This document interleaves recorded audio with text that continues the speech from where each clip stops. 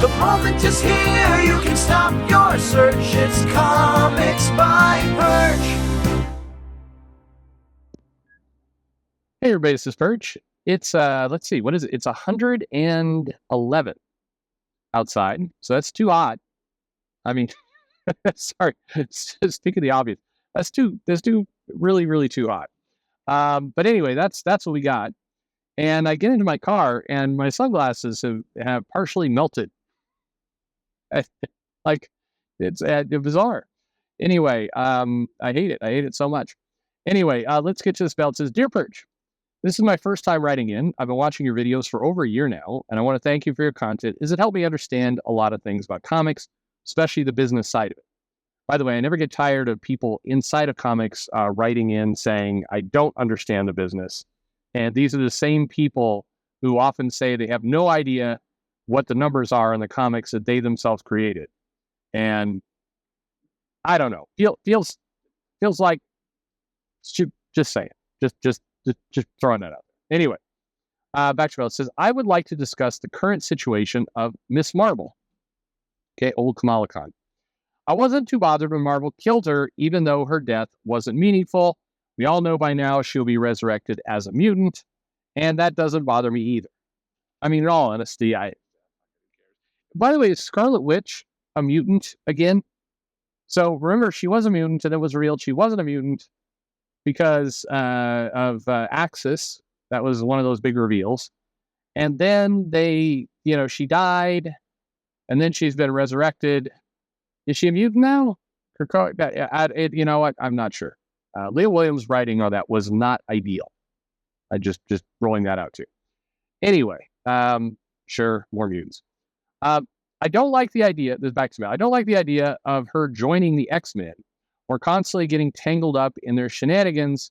I mean, one of the characteristics that made me love this character is her innocence and caring nature and her kindness. Hold that thought for a moment. But yeah, I think that's, if you went to a lot of people who are original Miss Marvel fans, and I want you to keep in mind for a second, several of you listening to this video, based on the regular viewers of my channel, I suspect you are not big Miss Marvel fans. I think that's a safe assumption. However, I want you to remember back to a character that you liked, a character that when they first debuted, you enjoyed them, you liked them, they were a character you really appreciated and you liked. Remember those feelings, okay? And we'll get to the rest of it. But I want you to remember that. Hold on to that, Don't let the I hate Miss Marvel get tangled up in this, because I think the writer is about to make a really good point. And if you can't get there via Miss Marvel, let's see if you can get there with a character you enjoy, all right? Joining the X-Men makes me feel like she'd lose some of it, because I'm going to be honest, the way I look at the X-Men are a bunch of selfish people who constantly fight with each other, and they happen to save the world probably from something they caused in the first place. When did the X-Men become that? Don't get me wrong, I actually like the X-Men. Now, hang on, now you're just confused. And I find them cool. I read X titles whenever I get the chance. Hoping I'll get roasted in the comments for expressing my opinion. What? You? No. So my question is this going to be a permanent thing or just a phase? Is she going to leave the X-Men eventually and return to her original status quo? I'm hopeful, because we've seen it happen in similar storylines before, like Superman Red or Blue or the Punisher Angel of Vengeance, for example. Now, I really understand the disappointment fans feel when their favorite characters are altered. I was also shocked to see how toxic the community can be. I've seen a lot of people making fun of Miss Marvel fans, like, for example, this tweet from Comics Explained. Thanks for reading this mail. Sorry for my bad English. Bad English. By the way, everybody who apologized for bad English has way better English than a lot of people. Anyway, Comics Explained, wrote, hey, Miss Marvel fans, your tears sustain me. Keep them coming.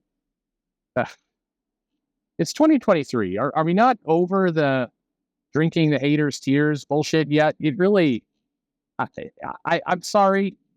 It's dumb. It's also super gross, if you think about it. Okay? I wish for my enemies to drink my tears. Please. I'm going to excrete some bodily fluid into a moist cup, and you're going to drink it. How does that sound? Does that sound good? Probably not.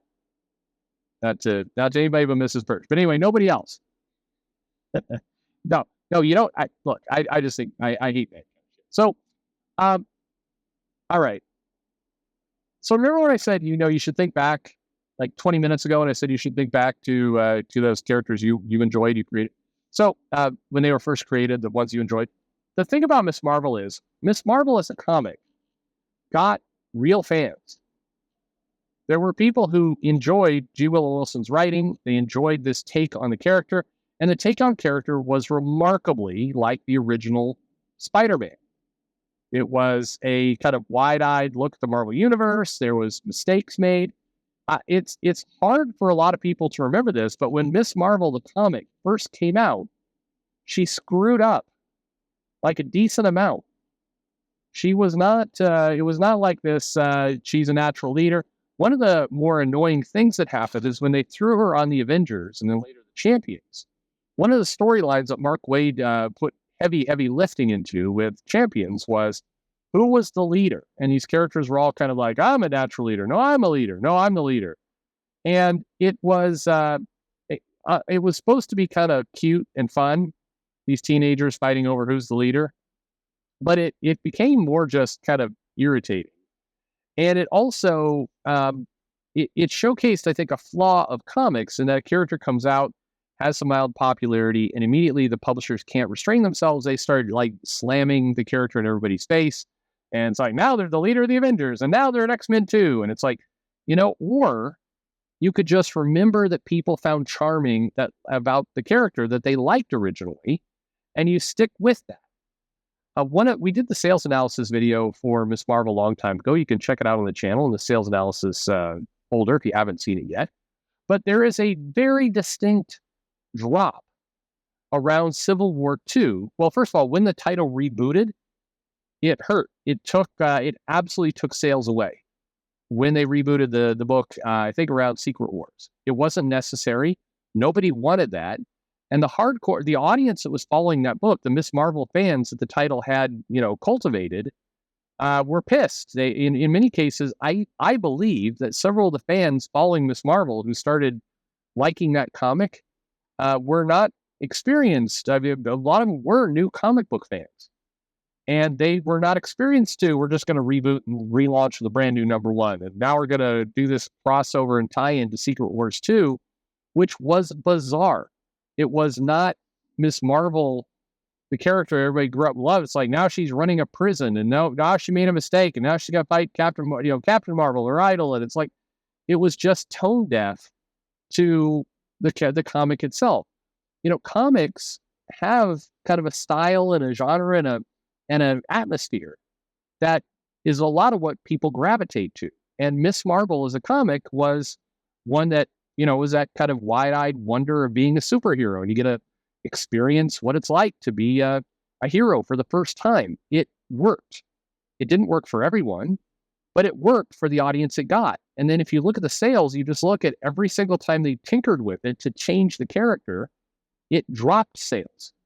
Arguably, these were all moves that were supposed to enhance the sales. If I go back in time to the first Civil War, the Miss Marvel book, this is the not the original, the Carol Danvers Miss Marvel book. I think Brian Reed. Was that Brian Reed? I think Brian Reed was a writer for that.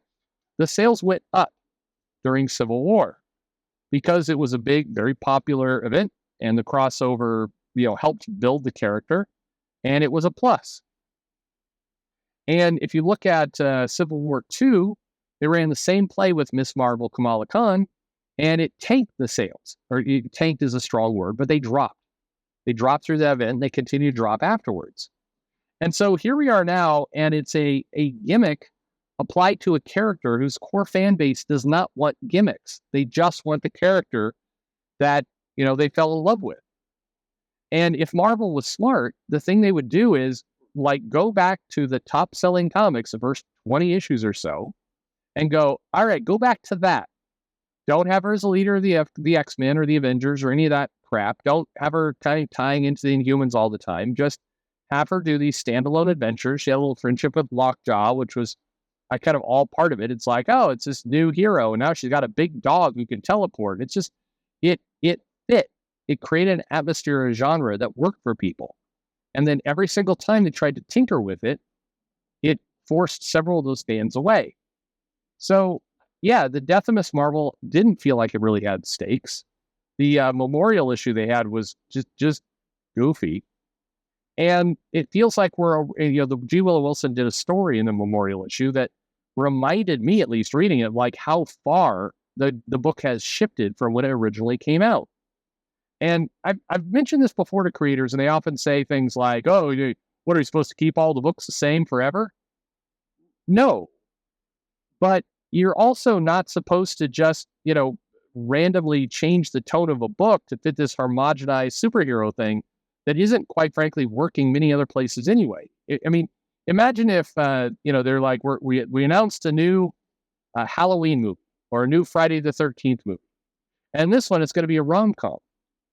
And he's actually not going to kill anyone. We're going to subvert expectations, and he's just going to kind of, it's going to be a romantic comedy. Won't that be great? That's how this feels. It feels like just people screwing around with things that work. Miss Marvel was not going to be 150,000, 200,000 copy selling title, but it was going to be very solidly 50,000. And it was going to continually put off trades for people who like that content. It had a lot of the right elements to make that book a success. Instead, it shifted around. So, making her a member of the X-Men. And by the way, we don't know exactly that's what's going to happen. Or maybe we do by the time this video airs, but it's Miss Marvel, New Mutant, because now she's a mutant now. My question is this: if you're a fan of Miss Marvel, what do you care if she's a mutant or a human? Or, like, this stuff is all auxiliary to the comic you enjoy. It's bizarre that you're even going down this path. It doesn't make a lot of sense. Anyway, there you have it. I don't think this is going to work. I think this is going to be, they paired it up. What's funny is I did a video about things that the comic industry keeps doing over and over and over, and that fail. And one of the things I said was hiring actors and celebrities to write the book. It always fails. It never works. And days after I recorded that video, or weeks after I recorded that video, they announced, "Hey, the actress that played Kamala Khan in the lowest rated Disney Plus Marvel show, Miss Marvel, is now the new writer of Miss Marvel. Miss Marvel is writing Miss Marvel." What's going to happen? I mean, again, what do the publishers think is going to happen? I mean, I'm assuming that in their head, they're thinking like, holy shit, there's all these people who are big fans of the show. And they're going to be like, oh my God, the actress who played Miss Marvel is actually going to write the comic book. I've got to buy it now. There is zero evidence that's ever worked. The best thing they can do is go to G. Willow Wilson and say, hey, we'll pay you more than you're getting paid for this Poison Ivy shit. They're not going to let this comic go on forever. So come on back and write Miss Marvel, and we will give you a 50 issue run. And let's just make it, you be you. We're not going to tell you. Like, Marvel's not going to tell you. You just do you and make that title what you're good at. It would work. Anyway. Let me know what you think, and thanks for listening.